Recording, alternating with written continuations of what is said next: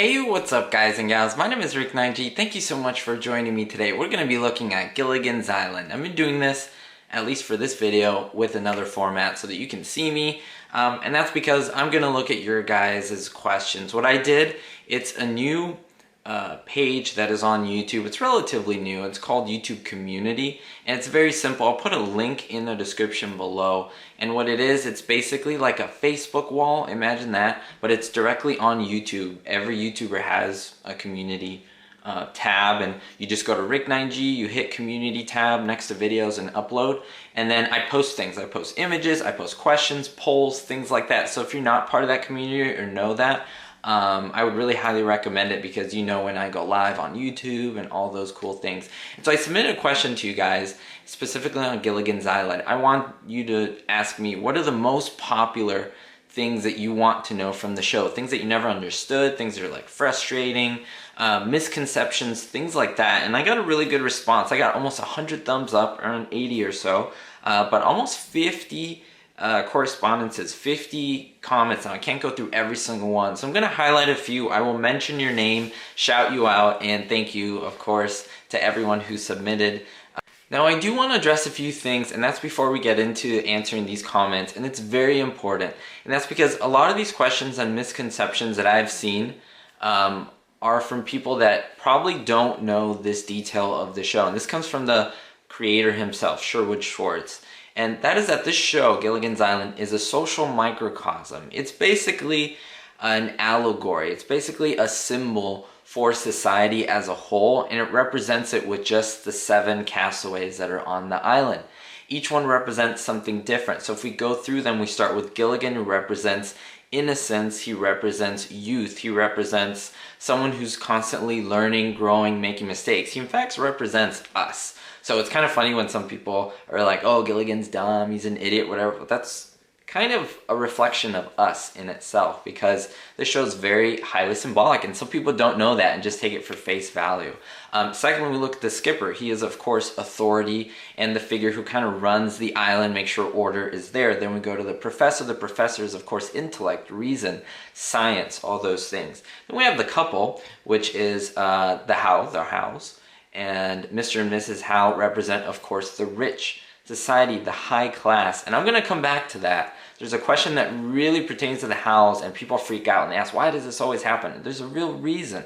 The creator made this on purpose from the beginning. It was all planned out. And so they represent greed, rich society. Then we have, of course, Mary Ann, who represents, similar to Gilligan, youth, innocence, a childlike atmosphere, someone who's always like positive and encouraging, almost like a young motherly figure. And then we have Ginger, and Ginger is of course the glamour, the superficial, and just like the Hollywood lifestyle, what we all want to kind of show off. So it's very reflective to us, and I think that's something that you need to keep in mind, because it's not like I Love Lucy, which I do cover on this channel. I Love Lucy is very much face value. It's very realistic. Yeah, she gets into zany situations, but there's no situation where she's doing something where she's like floating, or which happens on Gilligan's Island, or flying or anything like that. It's very much grounded in reality with just a lady that does zany things. But now we get to Gilligan's Island, and the premise is, well, people think, well, they're on an island, so everything has to be logical. But then again, you have to take this show like if it were a cartoon. If you've ever seen the Marx Brothers, Harpo Marx, there's a scene where he takes out a blowtorch from his pocket. And everyone laughs, like no one questions that. The Marx Brothers was made like a live action cartoon. See Gilligan's Island as a live action cartoon. And that will kind of change your perspective on how to see the show. So let's take a look at some comments. Okay, so here's a great one from Yehuda Goldman asking, as millionaires, why would the Howells go on a 3-hour shared charter boat and not charter a fancy yacht for themselves? So they actually own several yachts themselves. They mentioned that throughout the course of several episodes. So there was a reason. They wanted to be with people. They wanted to be with, you know, people who were like themselves, not rich people. They wanted to do something different. I mean, it's not really explained, but they had the means, they had the money. So why would they take a little dinghy boat on a 3-hour tour? Well, they wanted to do something different. It's like if you're walking down Hollywood and you see like a little tour. I mean, I'm from Los Angeles, but I've taken one of those tours, and it's like, you know, why do you take it? If you're from LA, well, to see something different, to do something new. So that's a simple answer there. Now, Yolanda de Lazerda asks a very interesting question. She says, how did Mary Ann make endless coconut cream pies with non-existent ingredients except coconut? Now, while I can't go through every single ingredient, I don't even really know off the top of my head what goes in a coconut cream pie. I'll tell you, there are plenty of coconuts on the island, so they will never run out of those. When we come to sugar, sugar comes, of course, from bamboo. Bamboo in the tropics, or at least where they were, is very present. So they could technically get raw, pure sugar from that. There's also an explanation of an oven, and a professor actually made an oven.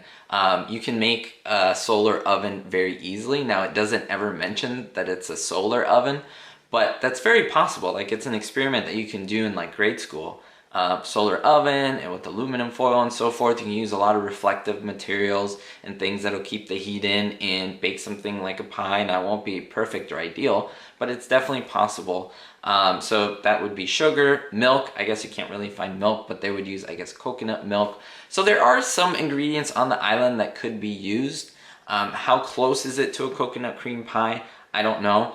But I guess that gives you a kind of a basic answer. Okay, now Brad Brown asks a question. I get this question, and this is nothing, you know, not throwing a pot shot at Brad or anything like that. I appreciate your comment, Brad. But I see this a lot. I see this question a lot, and it looks like a question that maybe someone who hasn't seen a lot of the episodes, and this is why. He asks, how come the professor could make a generator out of a coconut? He says, but he couldn't patch a boat. In fact, they tried to patch the boat, and there were many reasons why. They got multiple holes, and they tried to patch it up with this rubber resin, and they put it together, but in fact, it pulled apart the entire boat, and the boat was basically in shambles. There was no boat left, but just like wood strewn about. It's, I think, in the first season for sure, but it's like episode 7 or something like that. It's Goodbye Island, that's what it's called. It's a black and white episode, and it basically explains how the ship was pulled apart. That's why we never really see it in the subsequent episodes.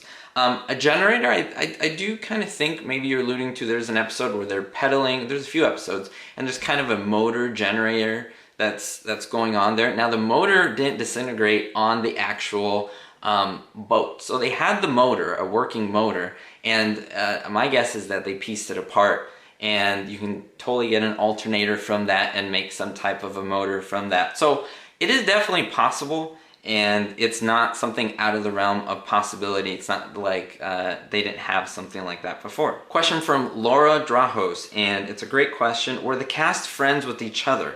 Heard that might not have been the case. Well, from what I've heard from interviews and so forth, they pretty much all got along well together with each other, Gilligan or Bob Denver and the rest of the cast. The only one who really had issues on set was Tina Louise. She played Ginger, and that's because she believed that the show was going to revolve around her. And, you know, we won't get into the whole dynamics of that. I probably need to make a separate video just on that. But there was a lot of tension between Bob and Tina, and that was one of the reasons why she didn't return for subsequent movies and things like that. But other than that, the cast said they got along very well, and they were pretty much like a family. Okay, now, Sunny Day asks, can you talk about how people actually thought it was a real island that they were stranded on? There were actually people calling the Coast Guard and the military and so forth, saying, hey, rescue these people, this is where they're at. You have to remember, at this time, television was only about 10 years old. Think about YouTube. YouTube is only about 10 years old. There are people who make videos who are scripted on YouTube. There was Lonely Girl. This was a channel, it's one of the first channels on YouTube, and it was a scripted series of a girl, and she was just like me talking right now, like this is her life, and this was what's happening. Then it turned into like she found out there was a stalker, and she made it like a real vlog, but it all turned out to be like fake, like a soap opera drama, and people fell for it. They were like calling, so you have to take that into consideration, and it's an interesting thing where you compare histories where you see truths like this. So it's a great example that maybe can help you figure out why people were kind of quote-unquote dumb enough. I wouldn't see it like that.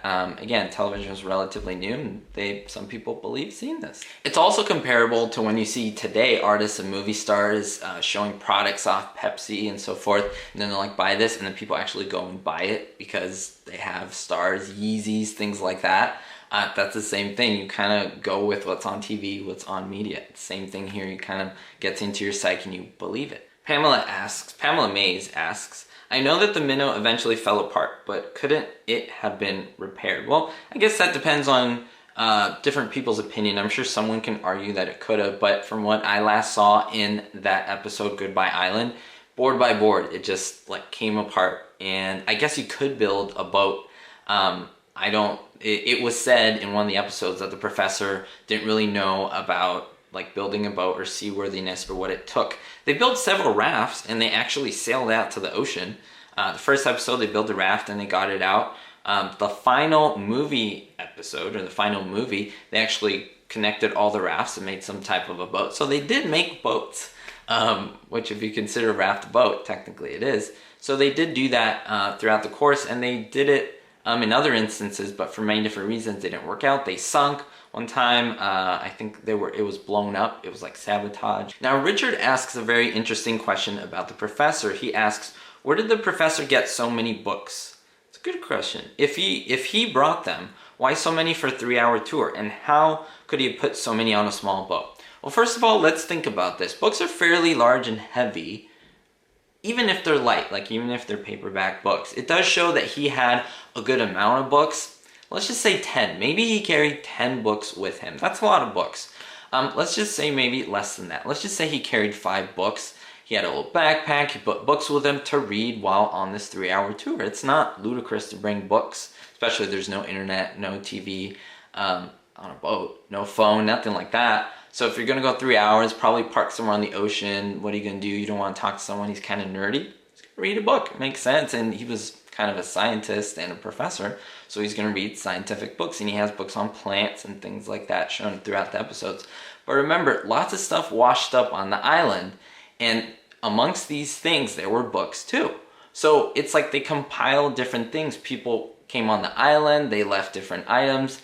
He kind of compiled the collection, so it's not out of the realm of theory to think how all of these books were on the island, because it was like they were collected throughout the series. Brad Brown asks another question. He seems to be really into the show, which I love it. I'm really into the show. When there was 1,000 people who showed up on the island, on this deserted island, and left, why did they never leave? Why did they never leave or be discovered? So he's alluding to many guests being on the island and never being discovered. Now, what's great is that you do see a lot of these episodes. You have everyone from Zsa Zsa Gabor, and you do see some minor characters, Larry Storch, tons of people, and then they leave the island. There's an explanation throughout every episode as to why they're not. One time, someone got amnesia. They really didn't remember. Another time, they didn't want to reveal the mosquitoes because they thought that they were going to be basically, how can I say, upstaged by the castaways. Another, the hunter, Rory Calhoun played a hunter who was trying to kill Gilligan. He didn't say anything because he could have been put in jail. So every episode has a reason, and they explain it at the end, because you would see the whole episode, then there would be a break, a commercial, and then there would be like a 2 or 3 minute section, like 2-minute section before the episode ended, and they would tie up any loose ends for every episode. And so they would explain it, and you could say, well, that's not really real, that's not really accurate. That's definitely a valid argument. However, it's a TV show, and it's fun like that. So that's why they never had the opportunity to be discovered until they finally, in the last movie episode, shipped out of the lanes and got back to civilization. Jennifer Wilson asks, what was their diet on the island? I remember a lot of coconut pies. Well, that's very true. In many episodes you do see coconut pies, but they had fish a lot. They had lobster. They had bananas. There was a lot of episodes where they're bringing bananas. There was also, I wouldn't say shrimp because there was no real shrimp, but there was a lot of little foods like that. There was oranges at one time. They even had sunflower seeds. But nothing like big game on the island. Not a lot of protein in that sense. So it's kind of interesting to think that they didn't have that, because they always said they wanted, Skipper always said he wanted beer and he wanted steak. And so that was never found on the island. They did have a few rare circumstances, one with Dr. Boris Balankoff, where they actually got off of the island and they were fed steak because the guy gave them that, the doctor gave them that. But other than that, that was pretty much it. And they even said in many episodes that they were sick of coconut and fish and seaweed soup and things like that. So, you know, that's fairly accurate to what you would eat in an environment like that. Okay, now I could be saying this wrong. Dirty, D-I-R-T-I-E, Mitz asks, one thing that always bugged me and I always wondered was if they had stunt doubles, and if they did, who were they? So I'm gonna put that in the description below, the names of these individuals. They were stunt doubles. I'll just give you a couple examples. They just wanted to make sure that the actors didn't get hurt. There was one with the lion. It was a lion prominent episode where the lion was there, and then they were supposed to have a Natalie Schafer in the scene. They didn't. You can even see a woman dressed exactly like her but looking very different, and actually a lot younger than her, like someone in her 40s versus someone in her 60s, 70s, somewhere in there, almost half her age. And yeah, so that was very prominent. Also, Gilligan had several stunt doubles, and just doubles for like an episode. Gilligan versus Gilligan had someone in that aspect to play him, because there was two people on screen at the same time. So yeah, they had several doubles for that. But remember, some characters didn't really do a lot of stunts and so forth. Even Mr. Howell had, and will the real Mr. Howell stand up or something like that? That's the name of the episode. You see the double of Mr. Howell, and it was a man wearing a mask. I can't really see his face, but they did that to kind of show them both at the same time. And this is it, guys and gals. I'm going to leave you with the last two questions. They both have to do with clothing, and they're both very different from each other. How did they make it so many years in the same clothes? Wouldn't they be rags? Now, I've had a lot of people say that. Wouldn't the clothes fade out? Things like that. Wouldn't the clothes rip up and not be, you know, broken, or well, I guess clothes don't break like that, but rip. And they did have a sewing kit. You do see Marianne in a few episodes with a sewing kit and a needle. Not anything unusual that you can bring on a trip. Of course, she's a lady, so she'd probably have these things in her bag. Sewing kits, things like that. Remember, a lot of things washed up on the island. Costumes, magic kits, clothing. Now you may think, again, why do all these things wash up on the island? That's another question. But again, there was a lot of things that they encountered on this island that they found new, or found during the course of their time on the island. So they did have sewing kits, so they would fix everything up. There was even mention in a couple episodes, in a black and white one, I think it was one about Gilligan making 3 wishes, and that's that he had a hole in his pocket. Why would he have a hole in his pocket? Because his clothes is wearing down. So they were allusions to that. Now, I can't really speak to, I mean, not every show has perfect continuity every single time. I Love Lucy is a very big example of that. So in terms of clothes fading, I don't know how that would be. I mean, they had really bright colors. I would just have to refer to it as a show. I mean, I don't know if anyone is really an expert in like clothing and degrading. Let's say they were on the island for 3 years, which is the course of 3 seasons. I'm sure their clothing must have degraded or changed, fading. So that's something maybe to look into. But the last question I really want to focus on: how did they have unlimited clothes on the island? How did the Howells have like suitcases and all these things worth the look? And there's a very valid reason. Remember, this is a social microcosm type show, and so it wasn't just something that was slapped together. Remember, it was a cartoony type show. There's an episode where Gilligan puts on feathers and he starts to flap them, and he kind of flies off the building, and he is airborne. That can't happen. You could say the island was magical. You can even say it's very cartoony. That's a live action cartoon. That's why, I don't know, it puzzles me sometimes why people take it that seriously, like it's a fun show. And that was the purpose of it. Just like the Marx Brothers is a fun show. He pulls like brooms and things out of his pockets. Again, it makes sense when you think about it in that way. But Sherwood Schwartz did say that the reason was because the Howells are rich. They had an unlimited supply of clothes.